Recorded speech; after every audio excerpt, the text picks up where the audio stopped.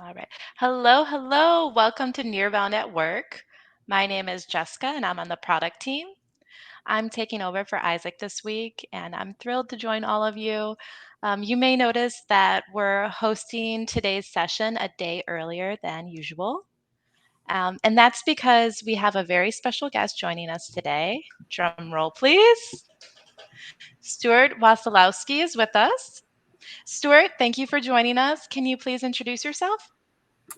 Hi, all. Thanks for having me. I'm glad to be here.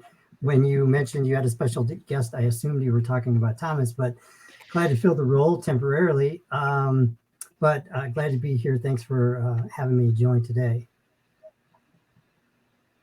Excellent. Stuart and his team are the driving force behind implementing a near-bound go-to-market strategy to drive revenue at Cornerstone. As Stuart is in the midst of implementing a near-bound program within the company, we thought there's no better time to ask him to share some key learnings and takeaways. Um, Today's session will be half customer spotlight and then half product enablement. That being said, we have one of our very own, Thomas, as Stuart mentioned. Thomas, thank you for joining us. Can you please introduce yourself? Yes, absolutely. Thank you, Jessica, and thank you, Stuart. I did know that she wasn't talking about me, Stuart, but I'm part of the services team here at Reveal. So everything that is kind of implementation, CRMs, like technical stuff, that's my wheelhouse. So happy to be here. Thanks, Thomas. Okay, so as a reminder, if you have any questions or comments, please feel free to enter them into the chat and we will address them at the end of today's presentation. So our agenda for today. Stuart will share how him and his team are leveraging Nearbound and share some tips for those that are just getting started. We will jump into a product demo on how to source and influence deals. And then finally, we'll wrap up with a short Q&A session. Oh, and last reminder, the session is recorded for others to watch on demand, of course. So Stuart, if it's okay with you, let's jump right into it. Yeah, that's great. Good. So can you tell us a little bit more about your role and Cornerstone? Sure. I came to Cornerstone. I've been with Cornerstone a little over 10 years now, and my background is in finance, nonprofit management, lending, community development, and higher education. So in virtually all of those roles, I had an opportunity to collaborate and partner with people. And even years ago, I didn't realize that's what we were doing. But in fact, the notion of collaboration and partnerships has been with me for many, many years. I came to Cornerstone in 2012-ish, and Cornerstone started in 1999. And currently, we're a privately held software company focused in the talent management, talent development space. And we have about 7,000 clients globally and roughly 100 million users around the globe. And we're excited about the future with new products and new development coming on. And of course, all the energy around alliances and partnerships is part of that excitement. Cool, cool stuff. And I love to hear your story of how you organically came into the role. Could you tell us a little bit about, well, let's say, what would you say is the most important quality of a product manager? Yeah, that's tough because when you think about the variety that comes with the role, but without question, this is a relationship-based role, and being able to build and collaborate internally, externally, vertically, horizontally within your organization, within partner organizations is absolutely critical. I think you have to have the ability to find your way because as I used to joke with my boss some years back, I said, well, he often would quip that there is no 3-ring binder for alliances where you could just open up to chapter 1 and say, this is what you're supposed to do. It doesn't work that way. It's far more organic, more interactive, effervescent almost in the way these relationships get built. And I think about the energy that we're seeing around Nearbound and the chatter we see on LinkedIn and other organizations. It is that kind of organic connectivity that is really growing partnerships and growing alliances across the organizations and across the industry, I guess. I guess if I was going to put titles against the partner relationship manager, I might say marriage counselor, therapist, um, teacher, partner, brother, sister, uncle. Um, and, as I was thinking about this question before, it's something that came to mind after a call I had. This fellow called me up and said, hey, I need something. And this happens pretty regularly. And they call me because I've been around a little bit. And they seem to come to me because I'm a guy who knows a guy. I don't do this stuff, but I know a guy who does this stuff. And it reminds me of the fella, the movie Goodfellas, where I know a guy. My response a lot of times is, I don't know who it is, but I can find out. Or I know a guy that does X who can help you get X. And so I think that connection and that sort of, in some ways, a Swiss Army knife of capabilities that are required for partnership managers to be really successful. I love that. Yeah, and I think you really nailed it too. You have to have that give versus take mentality. And when Yeah. you gave your example, you said, "Oh, they come to me, and I'm helping them." That's a really great approach. So it's important to emphasize how you can add value to the partnership. So you can, when you need these relationships to be healthy, so they can give back to you. It's critical. Yeah, it really is exciting when you can make that connection with a partner to a rep. A partner comes and says, hey, I have something for someone. Who do I talk to about ABC company? And I make that connection. Or vice versa. We have a rep or an account manager says, hey, I have a client that needs X. Who can help us with that? And to be able to make those connections, focus on client needs and prospect needs, I think that's where the magic happens. That's where relevance and meaning and purpose of the job really comes to life. And that's what you wouldn't get into this business unless you wanted to get in the thick of it. And I think Yeah. anybody who's a partner manager, anybody who's in alliances is in the thick of it. Couldn't agree more. And so you mentioned Nearbound. How are you introducing a Nearbound strategy today? Well, I'd be lying if I didn't say that Reveal was not a critical piece, the thread that ties this all together. And to position Nearbound with the sales reps, the account managers, the BDR team, the CSM team, the field marketing team, is simply it's just a way to be smarter about the work they do and the way we serve our clients. In in in this, we've done about 3 or 4 enablement sessions with the sales team, and we've always positioned this Nearbound strategy like LinkedIn or an Angie's List that people might know here in the U.S. When you want to get something done, if I need plumbing or I need a roofer, I don't go to Google and type in roofing. I go across the street to the guy who just had his roof done and said, how did that work out for you? How did that roofing contractor perform? And I look for that referral from a guy I trust who lives across the street from me. The same is true, if I need work on my car or anything else. I think I saw a stat that there was somewhere north of 75 or 80% of small business owners look for a referral before they ever begin to seek out a solution provider. And so they're looking for referrals from people they trust.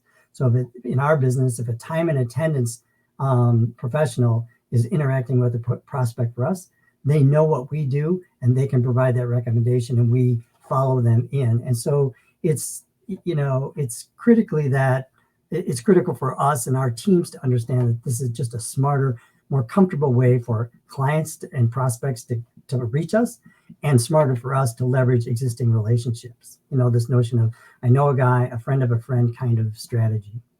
Exactly. We're in this new era. We're in this who economy era where it's all about who you know. We've seen this time and time again where the best leads are those that are generated through word of mouth. So I think you you you nailed it.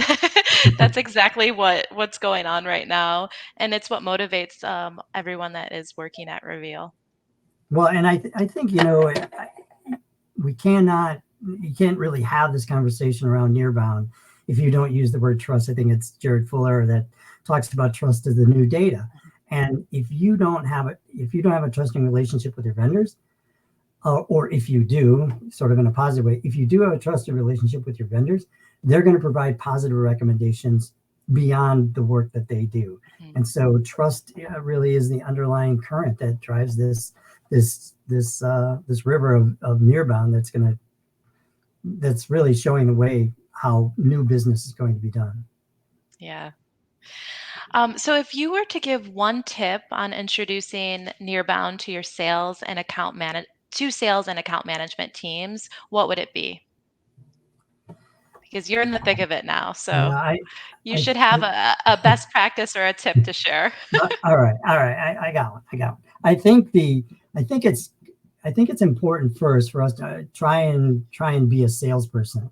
And if we wanted to be in sales, we would be in sales. But we can try to imagine putting on their shoes, picking up their bag, and trying to understand what they do and how they operate.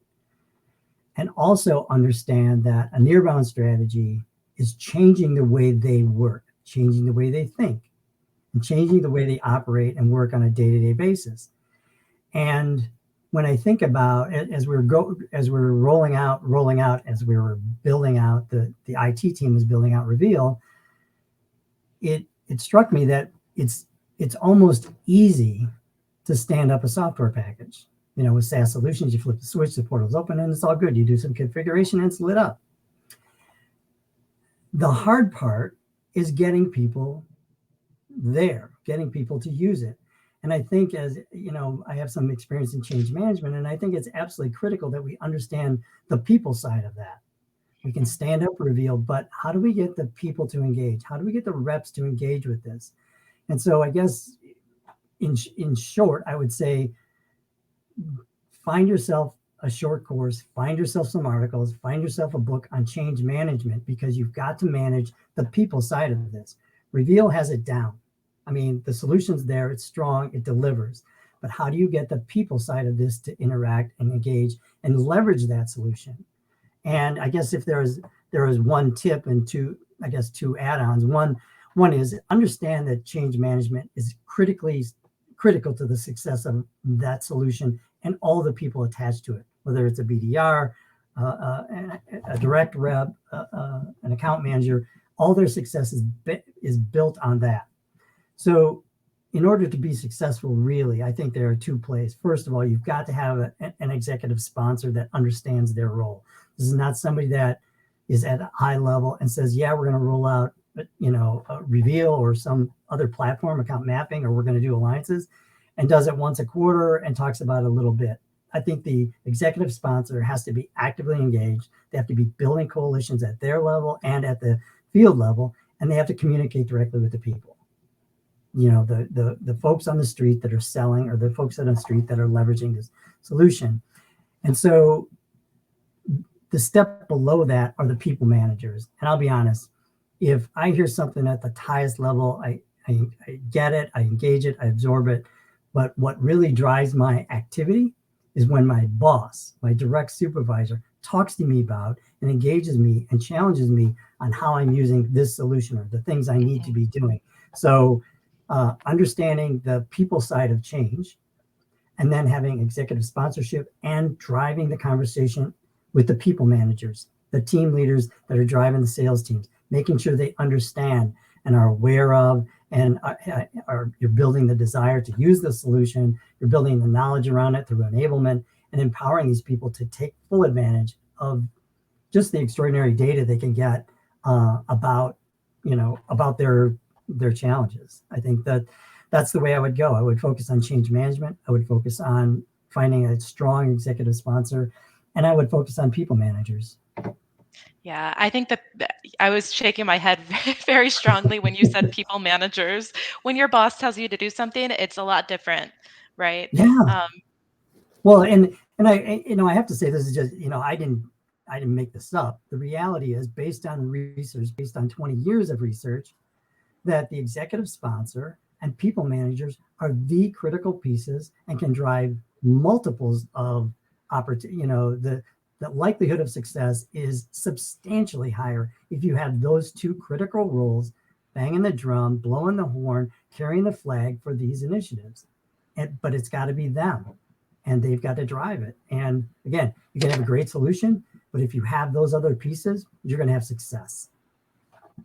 Yeah, I like that. I think preparing for change management involves a clear understanding of the driving for the forces of change too. And so you think about customer acquisition costs that are skyrocketing. I think traditional channels are like 60% higher than what they were in the past too. So the fact that you have this deeper understanding of why the old way isn't working anymore. Yeah. And I think communicating that too is really powerful. Yeah, I mean, we all operate differently. All the conversation about hybrid work environments and, how we engage our people, how we engage our clients. It's a completely different world, and we've got to evolve. We've got to change. So we've got to be aware of opportunities. We've got to be desired. We have to build that desire to make those changes and share knowledge and a pathway to get there. Yeah. Okay, so I'm going to move forward the next question. We could talk about this for a while, but we have a couple more to get through. Okay. So, what challenges have you been able to overcome so far I think with your Nearbound strategy and with Reveal? Yeah, I think what I've seen, and it's early days for us, but I think what we've seen is, if I was going to use one word, I would say clarity. We simply see things that we could not see before.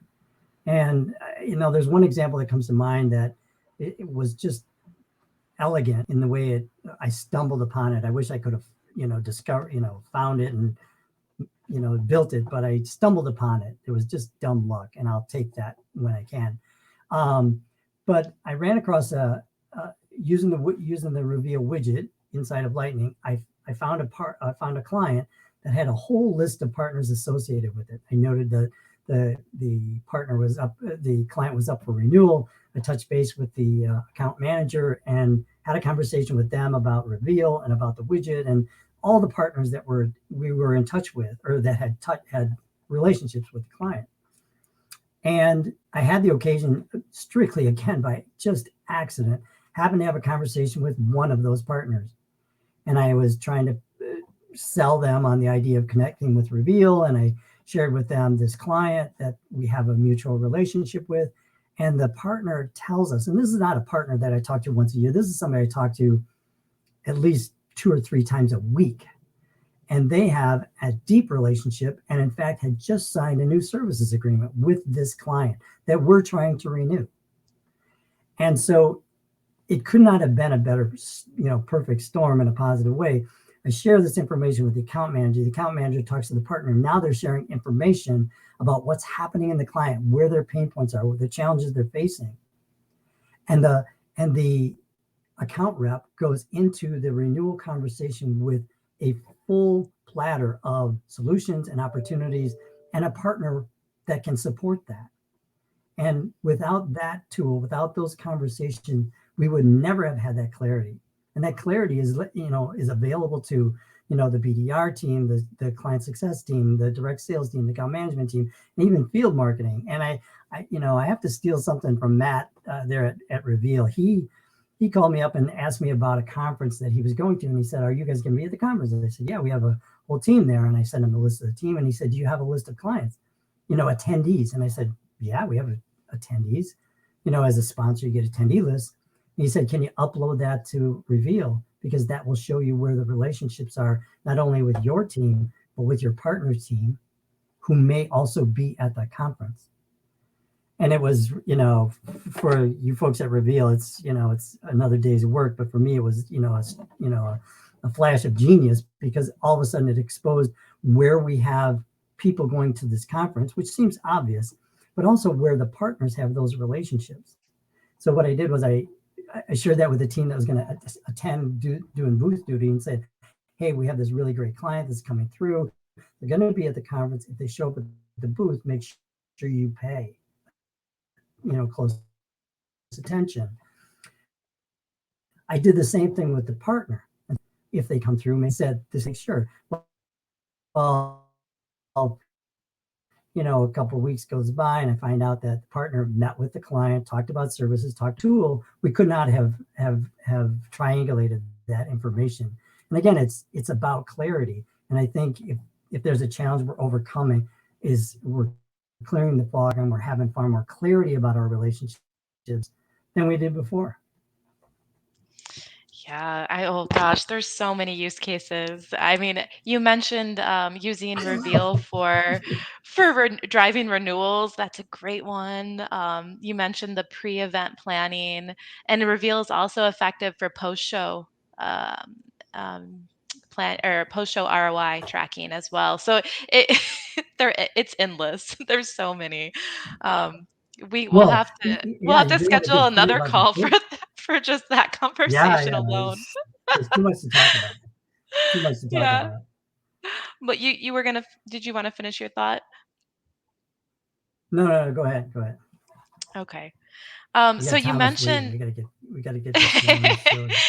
you mentioned you mentioned the use cases. I think these are great examples of how some companies can leverage Nearbound. If you had to if you could only live with one feature of Reveal, what would it be?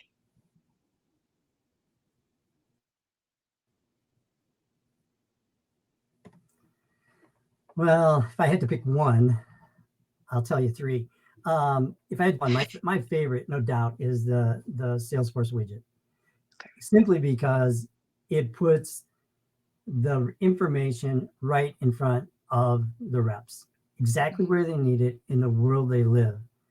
And I happened to have a little meetup here in town with a former colleague in partners at one of the partners I work with, and we met up and had a beverage, and we were commiserating about reps and how we work together and the whole Nearbound conversation.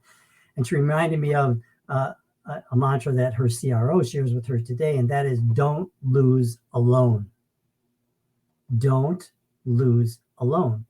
And with Reveal, you don't have to lose alone. You can win together. And I think that's the power of that widget. The other two I'll sneak in is the 360-degree view. I love that because for me, click on that. I open up the whole list. I do add a couple filters, and it's like getting a Google map for 50 destinations that includes the hotels, the restaurants, the gas stations, places to eat along the way, the whole thing. And I get it in one click, and I can share that. And the beauty is I only have to be about half a step ahead of the reps to have this information talk intelligently about the work they're doing. Third one I would add is the saved views. That's sort of new in the scheme here, but I'm really starting to like that one as well. Okay, that's all. I'll stop there. There's more, but I'll stop there. Well, Thomas is going to show a couple of these in the demo portion of today's session, so everyone will see them. So what results do you expect Awesome. in the next couple weeks, months? Well, we're early days. We're going through our enablement, trying to build the awareness and desire and knowledge about what the solution is about and what it can do. We're about to launch a new CRM that will push the Reveal widget front and center above the fold, if you will. So when the accounts come up, when the opportunities appear, Reveal and the Reveal widget and the partner relationships are right next to all the opportunity information. So I'm really excited about that. So I think what I fully expect is that we're going to get traction from a number of different places. From the new logo reps, we're going to see traction from the account managers. We're going to see traction from the CSM team where they're trying to figure out how do I help this client be successful? I can leverage this partner. And I'm really thrilled that we're starting to have conversations now with a second go around with the field marketing team to leverage Reveal for another conference that's coming up. So I think this will be a selfish plug, but you're gonna have to call me back with the hard numbers and the results in a couple months, just because we'll have a lot more to brag about there. But we're super optimistic and psyched about the opportunities that we have laid out in front of us. Well, I'll definitely take you up on that offer. It- you, I believe Only if you Thomas is ran, going to be on the call. That's what I want. yeah. Thomas is the real star. So kind, Stuart. Thank you. You mentioned, I believe you mentioned before that you had scheduled like several enablement sessions with your team too. Could you tell me a little bit about those? I think you ran 3 or 4 enablement sessions with your sales and account management team. Yeah, and that was very beneficial. I think we've had something north of 100 folks join those enablement calls, and that has led to additional one-on-one conversations where they sat through the session and almost didn't believe it. And we were able to share with them the intent. We were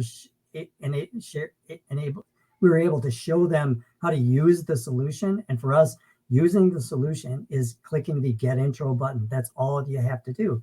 And we drove that home with several screenshots and had some good conversations and really shared with them some real life kinds of experiences that we've already had, like the one I shared with you all earlier, where we were able to expose, provide some clarity for the account manager, which led to a renewal, and all in collaboration and close contact with the partner who had a very close relationship with our joint client.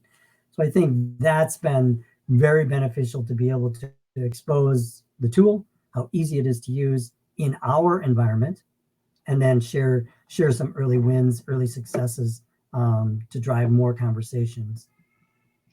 Stuart, it sounds like you're really setting Cornerstone up for success with all of these trainings, and I'm excited to hear that your team's excited about Reveal and everything that they know that they can get out of it. So it's been a real pleasure, getting to know you and watching you embark on this Nearbound journey. We'll definitely have you back in a couple months so you can share more results with us. Sounds So great. at this time, I'm gonna go ahead and share my screen, and give me one moment. Voila. There we go. So now it's time for us to focus on product enablement. Thomas will walk us through how to source and influence deals use case. And we've mapped out some of our favorite features to these 4 high-level steps for sourcing and influencing deals. You can see that we're going to focus on deals with the highest potential and even new prospects that we may not have been aware of or that they weren't in our CRM. We're also going to gather the right intelligence, like what Stuart was mentioning, on how you can make an impactful conversation or an impactful intro. And then we're going to show you how you can easily collaborate with partners on next steps. And then finally, empowering your sales team to leverage you, the partner manager.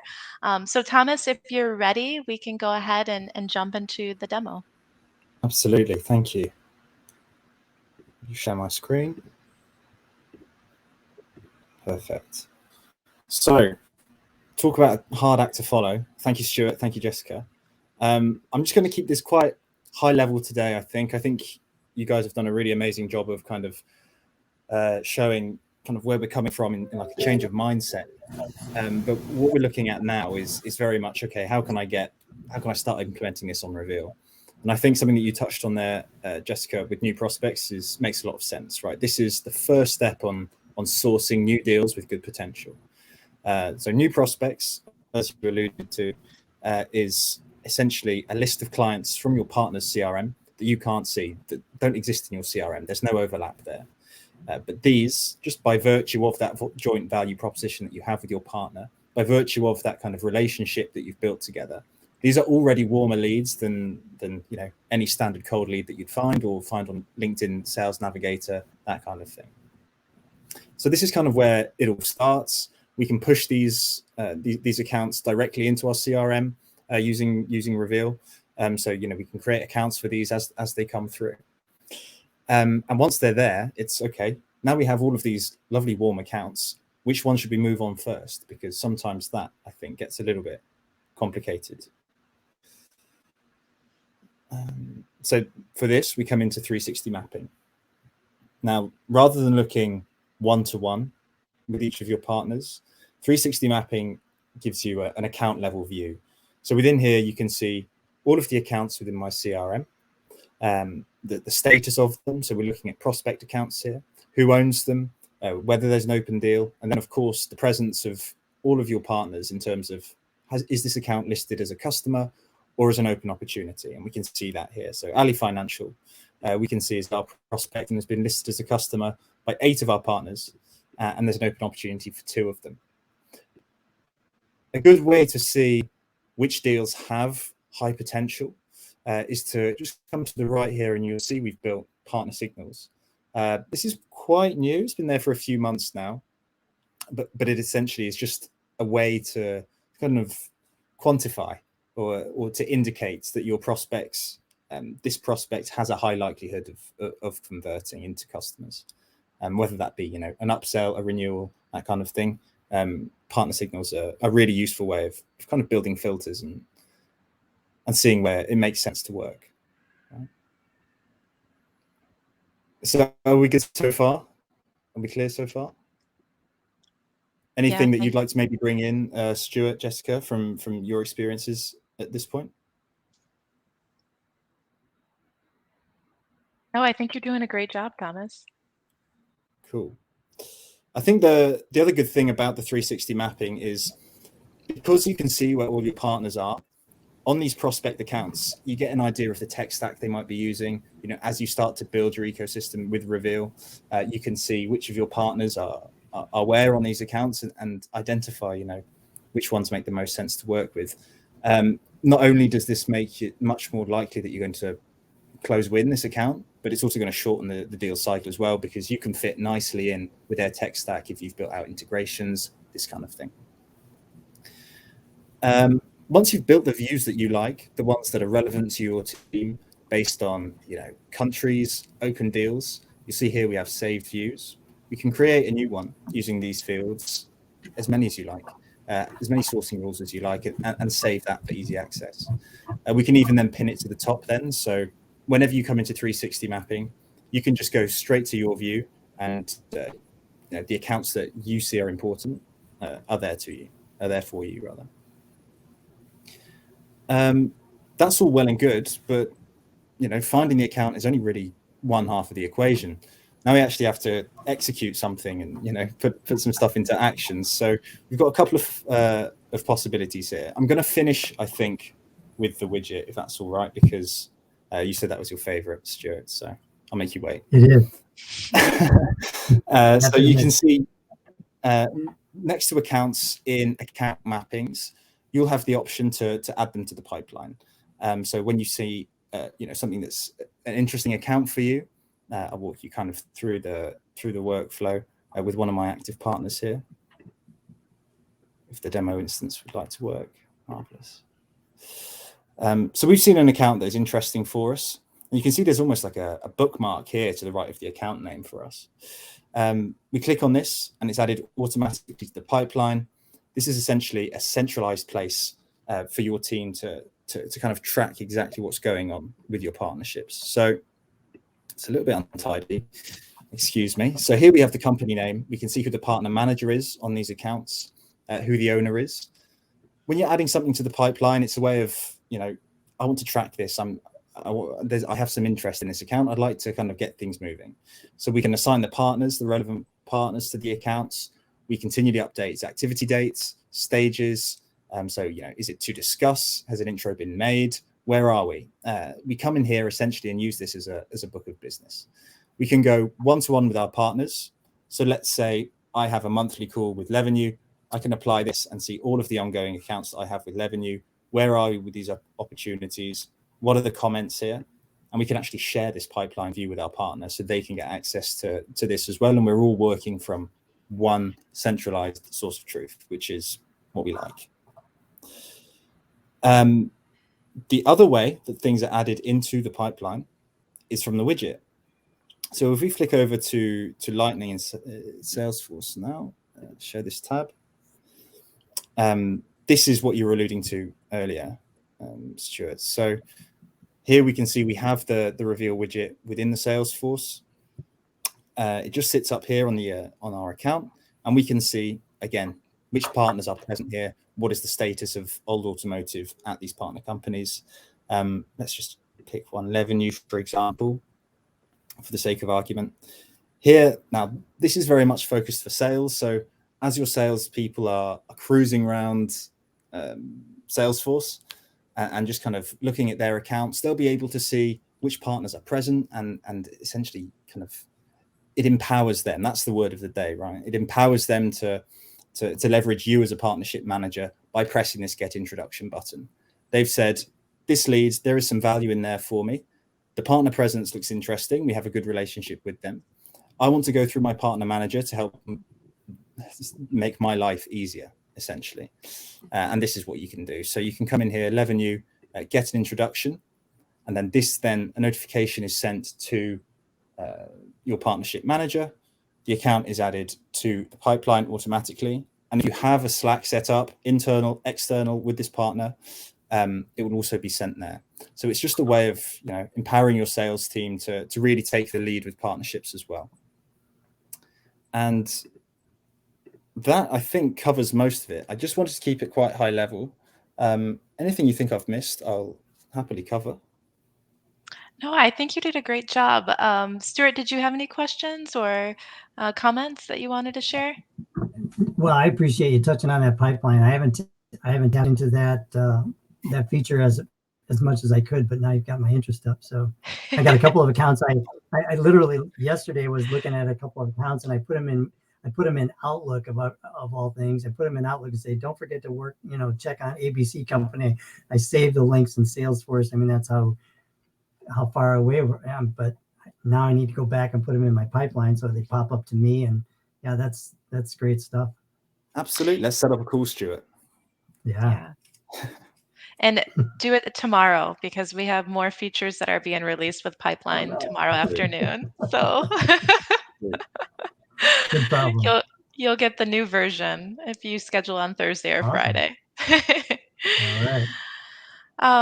Well, Thomas, thank you so much for that product walkthrough. That was great. My pleasure. Stuart, it's been great having you here as well. It's always good to hear a customer speak and then see the product in action. So before we take off, being here with you and Thomas. Yeah, it was really nice getting to know you. Before we take off, I did want to open it up for Q&A. So if there are any questions in the chat, I can go ahead and answer them. Let's see. So is 360 mapping basically multi-partner mapping? Yes and no.